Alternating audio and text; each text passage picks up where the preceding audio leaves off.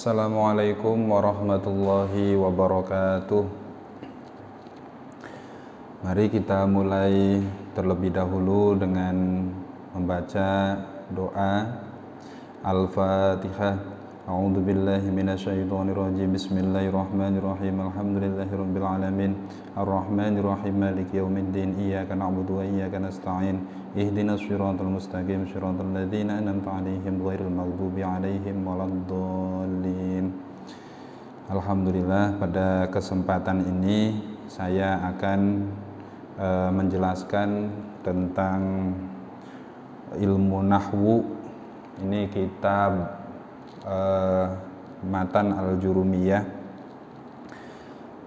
Banyak pembahasan-pembahasan penting yang disampaikan di dalam Matan Al-Jurumiyah ini, dan untuk materi yang cukup dasar, yaitu kita akan membahas tentang masalah i'rab. Nah, di sini sudah dijelaskan ya, babul i'rab. Pembahasan tentang i'rab ini menjadi pembahasan dasar dalam ilmu nahwu. Oleh karenanya antum harus menyimak dengan baik apa itu yang disebut dengan i'rab. Definisi daripada i'rab sudah dijelaskan. Al-i'rabu huwa taghyiru awakhiril kalim liikhtilafil awamil ad-dakhilati 'alaiha.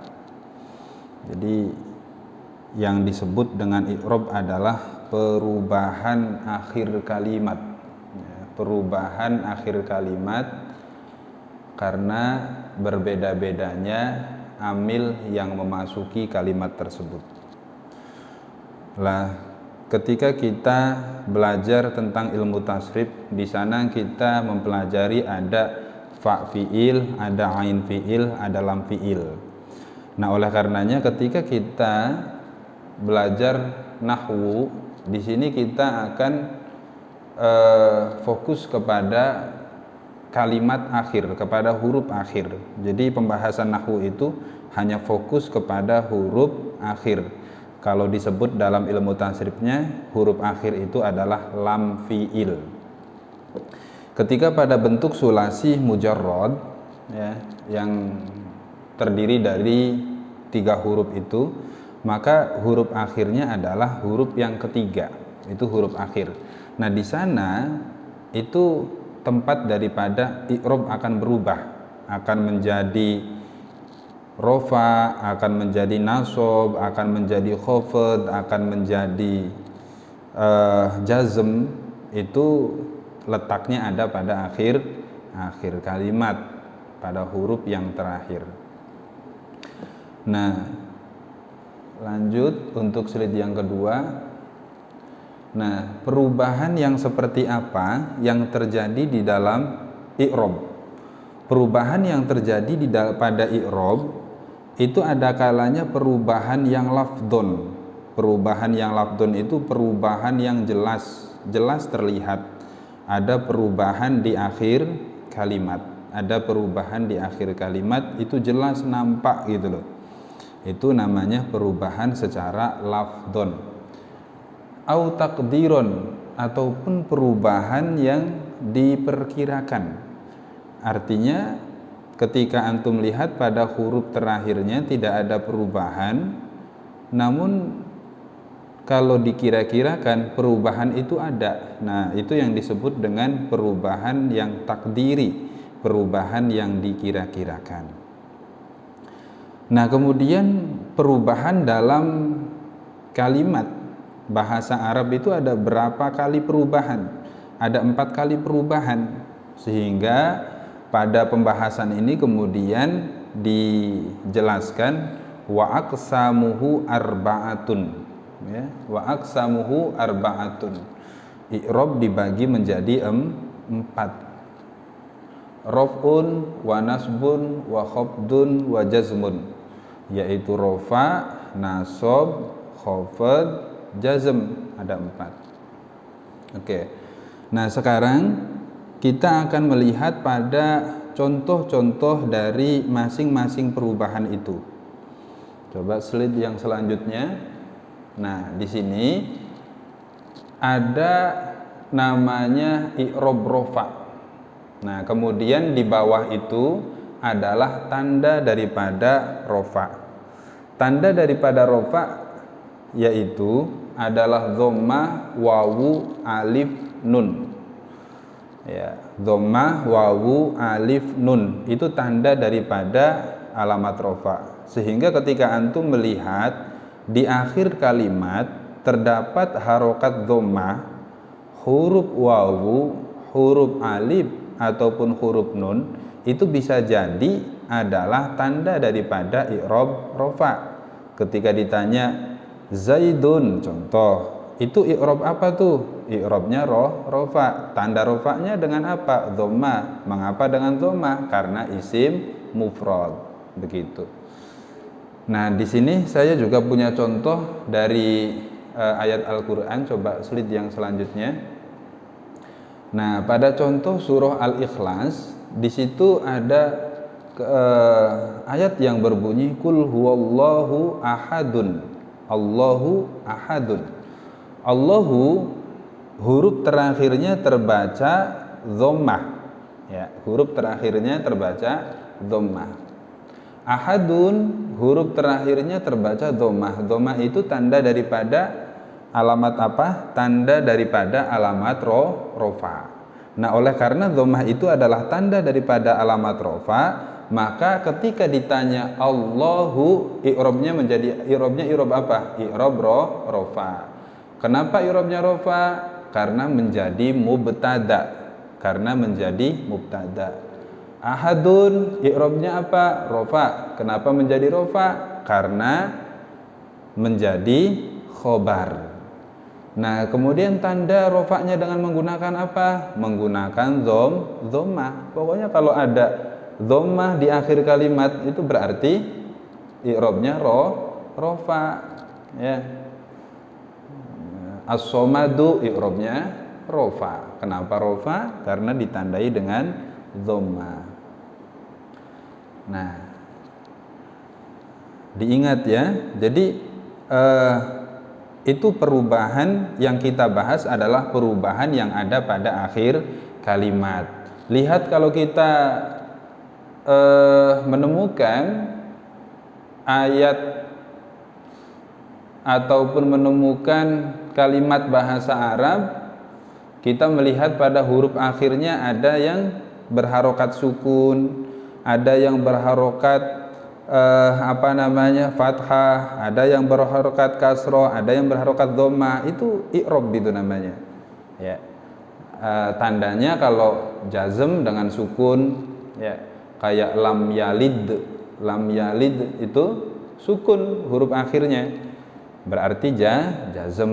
Kalau tadi ahadun itu karena huruf akhirnya dhammah, maka adalah i'rab rofa.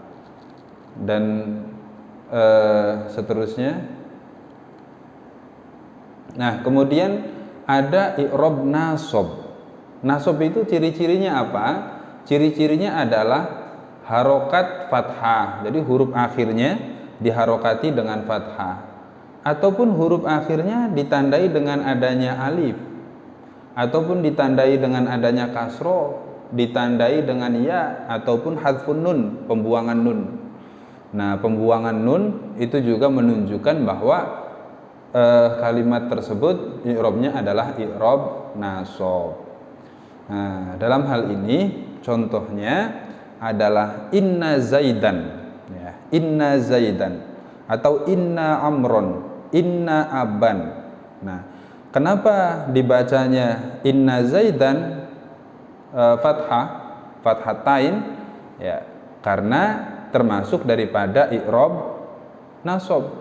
Dan tanda nasabnya dengan apa? Dengan fathah. Kenapa fathah? Karena isim mufrad.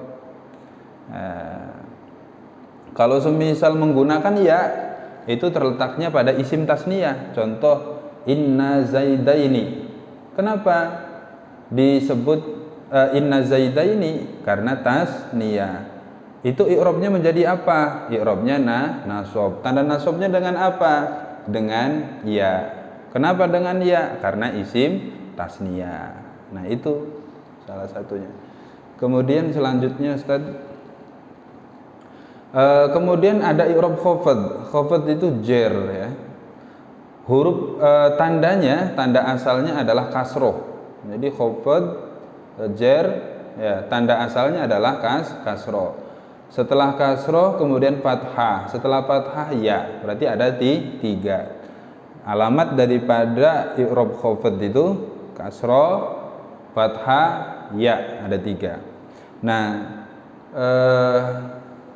slide yang selanjutnya, lah ini ada pada contoh ayat, pada ayat yang pertama, ayat kedua surah An-Nas, itu banyak sekali contoh-contoh daripada i'rab jernya. Birobbi ya, birobbi tidak dibaca robbun, tidak dibaca robban, tapi dibaca robbin. Nah, kenapa dibaca kasrotain? Kemudian kenapa dibaca jer? Karena ada huruf jer berupa ba. Ya. Nah, ketika ditandai dengan kasrotain, kenapa? Karena dia ini karena merupakan isim mufrad. Nah, kemudian ada contoh juga di sana min syarril waswas. Nah, syarrin dibaca kasroh. Ya, kalau kasroh begitu berarti pada kalimat ini adalah contoh daripada i'rab jer karena kemasukan huruf min, begitu ya. Lah kemudian yang selanjutnya i'rab jazm. I'rab yang terakhir itu i'rab jazm. I'rab jazm ditandai dengan sukun, pembuangan huruf ilat, ya kan? Kemudian keberadaan nun, subutun nun. Kalau hadfun nun tadi kan kepada apa namanya? Membuang huruf nun atau membuang huruf ilat. Jadi untuk i'rab jazm yang pertama adalah sukun, kedua membuang nun, ketiga membuang huruf ilat, ada tiga juga. Nah, yang umum untuk jazm itu kan adalah menggunakan apa? Menggunakan sukun. Kayak contoh pada surah Al-Ikhlas, Ustaz. Contoh ya, nah ini lam yalid, huruf akhirnya adalah dal, di sana terbaca sukun. Nah, pada akhirnya karena huruf akhirnya ditandai dengan sukun, berarti itu termasuk daripada i'rab jazm. Kenapa i'rabnya jazm? Karena kemasukan amil jawazim. Amil jawazimnya mana? Lam. Ya. Jadi pada akhirnya jelas tuh yang dinamakan i'rab adalah perubahan akhir kalimat disebabkan berbedanya amil yang masuk. I'rab itu ada 4, i'rab nasab, i'rab rafa, nasab, khafad, jazm.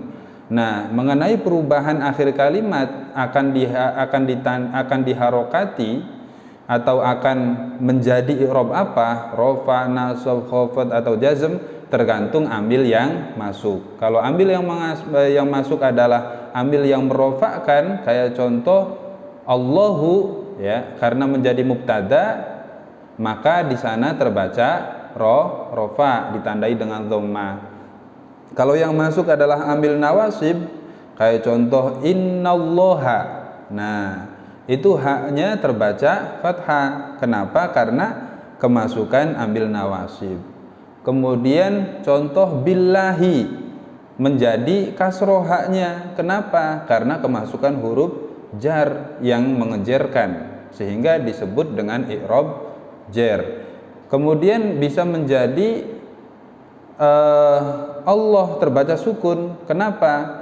Karena dijazmkan oleh amil. Nah, sehingga kita bisa melihat perubahan itu. Nah, kalau perubahannya jelas, ya jelas perubahan terlihat, ada hu, ha, hi, ya itu namanya adalah perubahan yang lafdon, yang nampak, yang nyata. Nah, kalau takdiri, ini contoh perubahannya tidak jelas, tapi dikira-kirakan perubahannya ada. Contoh Ja'a al-fata. Ja'a al-fata. Di sana kemasukan amil yang merofakkan karena menjadi fa'il dia. Ja'a al-fata. Kemudian ketika dirubah lagi amilnya, amil yang mengejarkan marortu bil fata, tetap tidak ada perubahan. Yang jelas tidak ada perubahan, tapi dikira-kirakan ada perubahan. Kemudian ketika kita rubah lagi dengan menggunakan amil jer, contoh amil nasab ro'aitu al-fata, tetap saja di sana. Jadi ketika kemasukan amil nasab al-fata, kemasukan amil jar al-fata, kemasukan amil yang merofakkan al-fata. Nah, ketidakjelasan daripada perubahan ini menunjukkan bahwa perubahan daripada i'rab itu kemudian disimpulkan ada dua. Ada perubahan yang nampak jelas disebut perubahan yang secara lafdhon, ada kalanya perubahan yang tidak jelas tapi dikira-kirakan disebut perubahan yang takdiri atau takdiron. Nah, mungkin itu saja yang dapat saya sampaikan. Kesimpulannya adalah begini, bahwa i'rab itu adalah perubahan akhir kalimat. Perubahan akhir kalimat disebabkan berbeda-bedanya amil yang masuk. Kemudian perubahan itu ada 4, ada rofa, nasab, khafad, jer, dan jazm. Nah, perubahan memiliki tandanya masing-masing. Untuk tanda asal, ketika rofa ditandai dhammah, tanda asal ketika nasab ditandai dengan fathah, tanda asal ketika jar ditandai dengan kasroh, tanda asal ketika jazm ditandai dengan alamat sukun. Nah, sehingga antum bisa melihat perbedaan daripada perubahan-perubahan yang terjadi. Namun tidak menutup kemungkinan ada kalanya perubahan daripada huruf akhir itu tidak nampak. Nah, sehingga disebut perubahan yang takdiri ataupun perubahan yang dikira-kirakan seperti pada contoh al-fata. Yang kalau kita bandingkan bisa berbeda, bisa menjadi dun dan din, ya. Tapi kalau untuk al-fata dalam kondisi seperti apapun tetap al-fata. Oke, mungkin itu saja yang dapat saya sampaikan. Silahkan antum pelajari dengan baik dan harus dicatat keterangan ini, antum simpulkan begitu ya. Dari saya kurang dan lebihnya mohon maaf. Akhirul kalam, wassalamualaikum warahmatullahi wabarakatuh.